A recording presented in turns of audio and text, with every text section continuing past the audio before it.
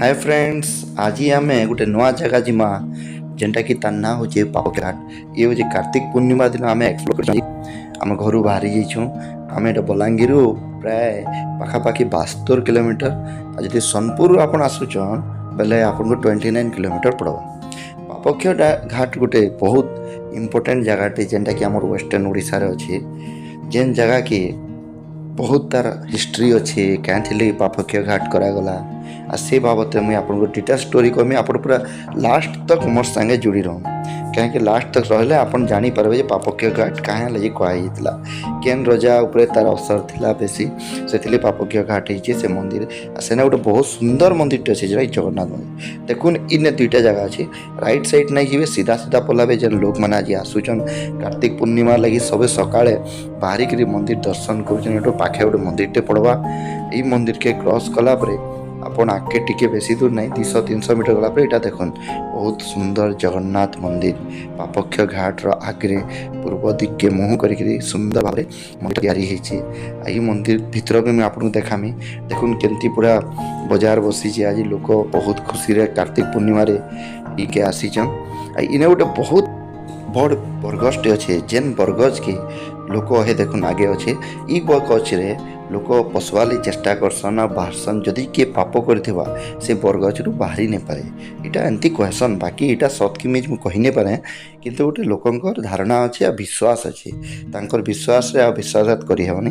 एटा देखुन केते सुंदर गोटे हनुमान मंदिर हनुमान टे तैयारी हिचन बना हिचे बहुत सुंदर देखा जाए बहुत मिनिमम 30 फुट भलिया लगुच मूर्तिटा आ तार साइड के लाइक बरगज अच्छे। आम से बरगज पाके जब जिमा केती से बरगज रहस्य काना मुझे आपको देखामी। आपन मोर संगे लास्ट तक जुड़ी रहूँ कहीं वीडियो मझे जब पलि गले मुझे बाकी जिन कही नहीं पारे आपको देखे नहीं पारे।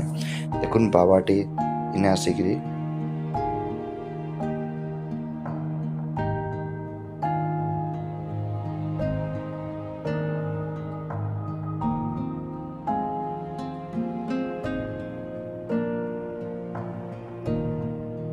बाबा तांकर भिक्षा मागुचन आ गुटे भी बाबा और माँ तांकर भिक्षा मागुचन से जगार कहीं बहुत लोक आसुचन भिड़ अच्छे। इटा से बरगज मुझे जेनटा कहती यहाँ गोटे रहस्यमय बरगज जेनथिरे कि बहुत जिनिस रहस्य जुड़ी अच्छे। यहाँ देखुन इमाने भी तांकर भिक्षा मागुचन बीच आउ इनु आम आगे पलि गलु आगे तो विराट आमर महानदी अच्छी जेन महानदी मुझे स्टोरी कहबार आगु मुझे आम से गच बाबद टिके एक्सप्लोर करनमा क्या बरगज रे समस्ते सब लोक गोटे धाड़ी बांधिक पछाड़े छिड़ा होचन जेने मुझे आपन को देखामी। से बरगज तलू से माने साइड रु मंदिर अच्छे बाबा मंदिर अच्छे बाबा मंदिर पर से माने धाड़ी बांधिक आगे भीतर पशे जड़े जड़े लाइन मार कर से देखो यहाँ आसीगला मंदिर ये मंदिर से बरगज विराट बरगजटे अच्छे।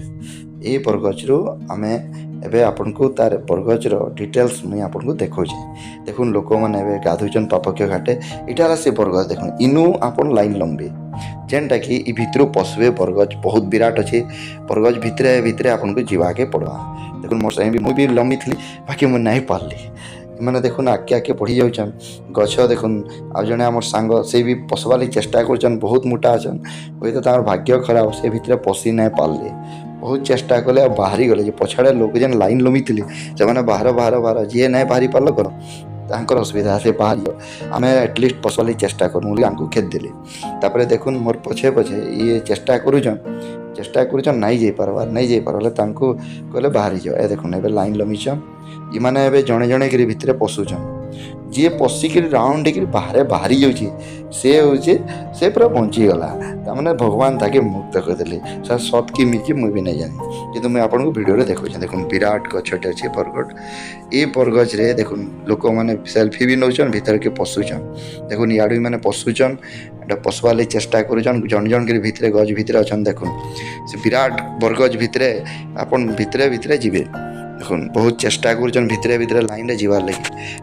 समस्ते चेष्टा करुचन भाईल मोर मुक्ति ही जीविया केमती कर बाहरी जीवी ये आज्ञा बाहरी नहीं पार्ले पले आए से भितर जाई नहीं पार्ले एबे देखुन एबे भितरे भितरे बाहर मुझे तार फ्रंट के पले आसली न कहीं अब जेन मैंने बाहरी पारुचन से मुझे आपको देखा देखुन मैंने बाहरी गले बहुत खुशी लगता मुझे पापरू मुक्त हो गली देखुन गोटे झीटे से ऊपर चढ़ी पले आसला ତାପରେ ଆଉ ଗୋଟେ ପିଲାଟେ ବି ଉପରେ ସେ ଅଛି ମୁଇଁ ତାର ଭିଡ଼ିଓ ଦେଖାମି ଆପଣଙ୍କୁ। ଏ ଦେଖୁନ୍ ଆଉ ଗୋଟେ ଝିଅ ବାହାରୁଛେ ମାନେ ଆମେ ବଞ୍ଚିଗଲୁ ବୋଲୁଛନ୍ ଆଉ ଓକେ ବାହାରିଗଲେ ଆଉ ବହୁତ ଖୁସି ଆଉ ବାହାରିଗଲା ପରେ ବହୁତ ଖୁସି ବଞ୍ଚିଗଲୁ ବୋଇଲେ। ଏ ଦେଖୁନ୍ ଉପରକେ ଦେଖୁନ୍ ଛୁଆମାନେ କେମିତି ଚଢ଼ିଛନ୍। ଏ ଛୁଆଟା ବି ଚଢ଼ି ଯାଇଥିଲା ମୁଇଁ ତାকে କହିଲି ଉତରୁ କାହିଁ ଉପରେ ଇଏ ଉପରକୁ ପଳେଇଛି ଡାଇରେକ୍ଟ ତାର ବେଶୀ ବୁଦ୍ଧି ସେ ତଳେ ତଳେ ନାଇଁ ଆସିକି ଉପରକୁ ପଳାଉଛି।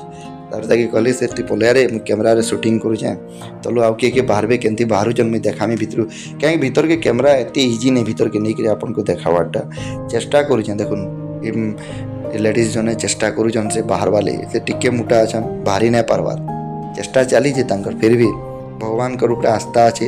ସବୁଥିରୁ ଇମ୍ପୋର୍ଟାନ୍ସ ହେଲା ଆମର ଭଗବାନଙ୍କ ଉପରେ ଆସ୍ଥା ଅଛି ଯେମିତି ଲାଗି ଆମେ କିଛି ବି ବଡ଼ କଠିନ ହେଲେ ବି ତାକେ ସରଳ ହେଇ ଆସି ଆଉ କରିପାରସୁଁ। ଦେଖୁନ୍ ଇଏ ବାହାରିଲେ ଏବେ ଆମେ ଷ୍ଟାର୍ଟ କରିଦେଲୁ ଆମର ଡଙ୍ଗା ଯେନ୍ ଇଏ କରବାର୍ ଲାଗି କାଣା ଏବେ ଆମେ ଏଇଟା ଆମର ଯେନ୍ କଲଚର ଅଛି ଡଙ୍ଗାକେ ଆମେ ଓହ୍ଲାବାର୍ ଲାଗି ଆଉ ଏଇଟା ଆମର ମେନ୍ ମୋଟିଭ୍ ଥିଲା। ଏବେ ଡଙ୍ଗାକେ ଆମେ ସଜଉଛୁଁ। ହଁ ତ ଫ୍ରେଣ୍ଡ ମୁଇଁ ଆପଣମାନଙ୍କୁ କହୁଥିଲି ତାର ଏବେ ଷ୍ଟୋରି କହିମି ଯେ ପାପକ୍ଷ ଘାଟ କେଁଥିଲାଗି ହେଇଥିଲା କେଁଥିଲାଗି ରଜାର କାଣା ଏଇଥିରେ ଇଏ ଭୂମିକା ଥିଲା ତାର ଉପରେ ମୁଇଁ ଆପଣଙ୍କୁ କହୁଛେଁ। ଯେତେବେଳେ ସୌମ୍ୟ ବଂଶ ଆମର ଓଡ଼ିଶାରେ ଯେତେବେଳେ ଶାସନ କରୁଥିଲେ ସୋମ ବଂଶ ସେମାନେ ସୁବର୍ଣ୍ଣପୁର ଏଇ ଜାଗାମାନଙ୍କୁ ବିନକା ଏ ଏରିଆମାନଙ୍କୁ ତାଙ୍କ ରାଜୁତି ଥିଲା। ହଠାତ୍ ଅନଙ୍ଗ ଭୀମଦେବ ଓଡ଼ିଶାର ଗଙ୍ଗ ଡାଇନାଷ୍ଟି ସେ ଆସିକିରି ଇ ଏରିଆରେ ଜଣେ ଥିଲେ କଳାଚୁରୀ ଡାଇନାଷ୍ଟି ବୋଲି ଗୋଟେ ଥିଲେ। ସେ କଳାଚୁରୀ ଡାଇନାଷ୍ଟିକେ ଇଏ ଆସିକିରି ଗୋଟେ ବହୁତ ବଡ଼ ଯୁଦ୍ଧ ହେଇଥିଲା ୱାର୍ ହେଇଥିଲା। ସେ ଯୁଦ୍ଧରେ ଇଏ ଜୟଯୁକ୍ତ କରିଥିଲେ କିଏ ଅନଙ୍ଗ ଭୀମଦେବ ତ ସେ କା କଲେ ସେ ଏତେ ବ୍ରାହ୍ମଣମାନଙ୍କୁ ମାରିଥିଲେ ଯେ ବ୍ରାହ୍ମଣମାନେ ତାଙ୍କୁ ଗୋଟେ ଅଭିଶାପ ଦେଇଦେଇଥିଲେ। ସେ ଅଭିଶାପଟା କାଣା ଥିଲା ତାଙ୍କର ସେ ଅଭିଶାପ ଦେଇଦେଲେ ବ୍ରାହ୍ମଣମାନେ ସେମାନଙ୍କର ସେ ଜଣ ଅନଙ୍ଗ ଭୀମଦେବ ତାଙ୍କର ପାଟିରୁ ତାମାନେ ଲାଳରୁ ପୋକମାନେ ବାହାରୁଥିଲେ ଯେନ୍ଟାକି ତାଙ୍କ ମରବାରଟା ସୁନିଶ୍ଚିତ ହେଇଯାଇଥିଲା। ତ ଏଇ ଜିନିଷ ଦେଖବାକେ ଲାଗି ସେ ବହୁତ ଦୁଃଖୀ ହେଇଗଲେ। ତାପରେ ବହୁତ ବ୍ରାହ୍ମଣମାନଙ୍କୁ ପଚରାଲେ ମୁଇଁ କାଣା କଲେ ମୋର ଇ ଜିନିଷ ଇ ରୋଗଟା ସାରବା। ତ ସେ ରୋଗକେ ଛାଡ଼ବାର୍ ଲାଗି ସେ କାଁ କଲେ ବିଭିନ୍ନ ଏରିଆ ବୁଲିଲେ ବହୁତଟେ ବ୍ରାହ୍ମଣକୁ ପଚରାଲେ। ଦେଖୁନ୍ ଆମେ ଜଗନ୍ନାଥ ମନ୍ଦିର ଭିତରକେ ପଶୁଛୁଁ ଏବେ ସେ ପଚରାଲା ପରେ ସମସ୍ତେ ସେ କାଁ କଲେ ମହାନଦୀର ସାଉଥ୍ରେ ଗଲେ ଆଉ ସେ ମହାନଦୀର ସାଉଥ୍ରେ ଯାଇକିରି ଜଗନ୍ନାଥ ମନ୍ଦିର ତିଆରି କଲେ। ଆଉ ଇଟା ସେ ଜଗନ୍ନାଥ ମନ୍ଦିର ମୁଇଁ ଆପଣଙ୍କୁ ଯେନ୍ ଦେଖୁଛି ତ ଇ ଜଗନ୍ନାଥ ମନ୍ଦିର ବହୁତ ସୁନ୍ଦର ହେଇଛେ ବହୁତ ସୁନ୍ଦର। ତାପରେ ସେ କାଁ ହେଲା ଦିନେ ସକାଳୁ ଇ ମନ୍ଦିର ସାଇଡ଼୍ରେ ଯେନ୍ ମହାନଦୀ ଯେନ୍ ମୁଇଁ ଆପଣଙ୍କୁ ଏବେ ଦେଖେଇଛେଁ ରିସେଣ୍ଟଲି ସେ ମହାନଦୀରେ ଥରେ ସକାଳୁ ଗାଧେଇକିରି ଆସିଲେ ଯେ ଆଶ୍ଚର୍ଯ୍ୟ ହେଇଯିବେ ତାଙ୍କର ଯେନ୍ ବେମାରଟା ଥିଲା ଯେନ୍ ପୋକ ବାହାରୁଥିଲା ଲାଳରୁ ସେଇଟା ଛାଡ଼ିଗଲା।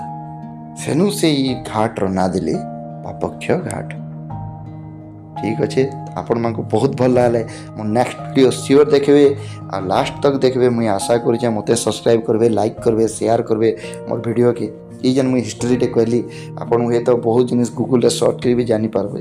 Thank you next time will meet you.